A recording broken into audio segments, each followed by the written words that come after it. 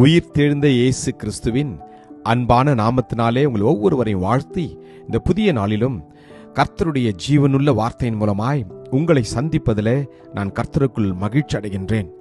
யோவான் 15:4 என்னில் நிலைத்திருங்கள், நானும் உங்களில் நிலைத்திருப்பேன். கொடியானது திராட்சை செடியில் நிலைத்திராவிட்டால் அது தானாய் கனி கொடுக்க மாட்டாதது போல நீங்களும் என்னில் நிலைத்திராவிட்டால் கனி கொடுக்க மாட்டீர்கள்.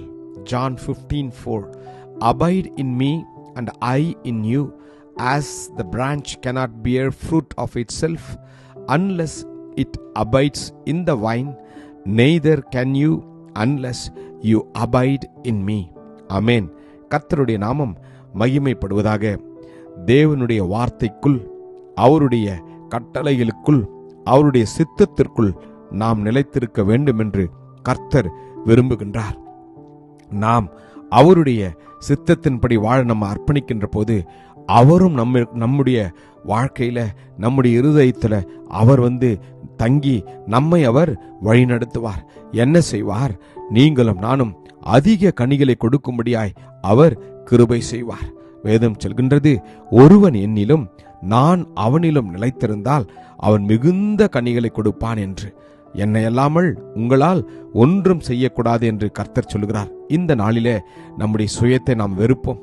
நமக்குள் இருக்கிறதான பெருமைகள், மேட்டிமைகள், நாம் தான் பெரியவர்கள் என்று நாம் நினைத்திருக்கிற ஒவ்வொரு காரியத்தையும் அவருடைய பாதத்தருகே நாம் வைத்து விடுவோம். நம்மை நாம் தாழ்த்துவோம். எப்பொழுது நீங்களும் நானும் தேவனுக்கு விருப்பமுள்ள வாழ்க்கையை வாழ முடியும், அவருக்காய் நாம் எப்பொழுது கனிகளை கொடுக்க முடியும் என்று வேதம் சொல்கிறது.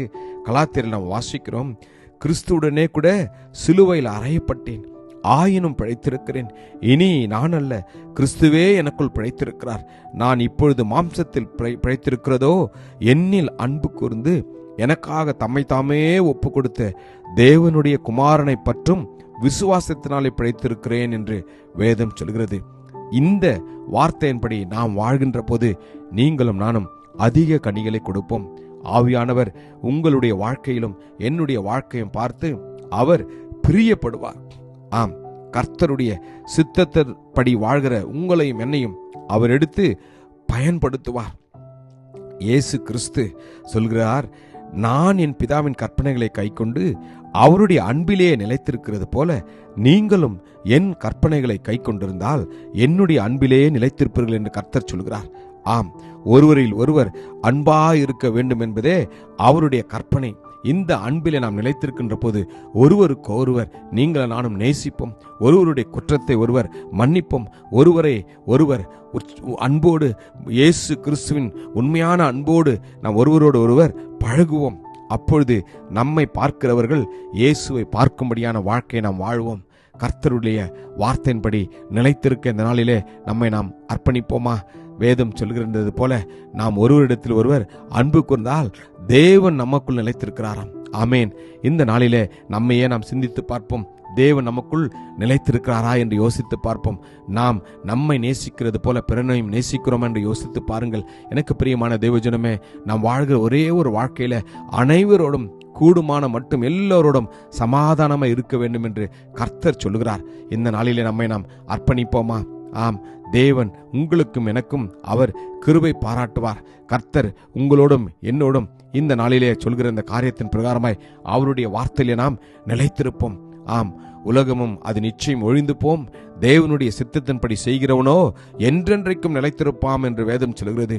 முடிவு பரியந்தமும் நிலைத்திருப்பவனே ரட்சிக்கப்படுவானாம். கண்களை மூடி ஜெபிப்போமா? கிருபையும் இரக்கமும் நிறைந்த நல்ல தகப்பனே, இந்த நல்ல நாளுக்காக உமக்கு நன்றி அப்பா. நாங்கள் உம்மில் நிலைத்திருக்க கிருபை தாங்கப்பா.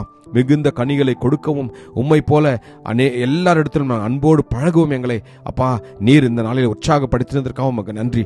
ஒவ்வொருவரும் ரத்த கோட்டைகளை ஒப்பு கொடுத்து நான் ஜெபிக்கிறேன். ஆசீர்வதியும் இயேசு கிறிஸ்துவின் வல்லமையுள்ள நாமத்திலே ஜெபிக்கிறேன், ஜீவனுள்ள நல்ல தகப்பனே. ஆமேன். God bless you. Jesus loves you. Amen.